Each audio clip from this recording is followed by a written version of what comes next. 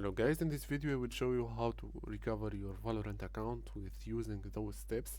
But before even this, you need to be the owner of the account and it is really stolen or just hacked because it happens and it is related subject to the Valorant games and so on.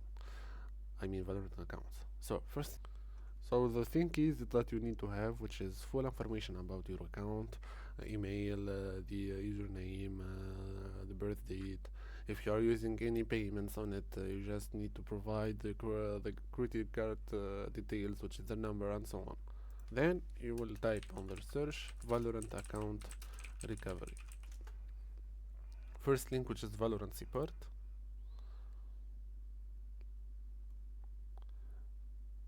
Then here in the account recovery tool, you will go for begin account recovery.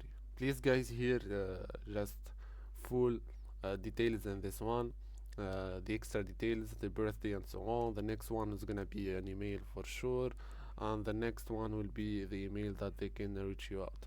Guys, if you're following this guys, they will email you and they will keep them process with you.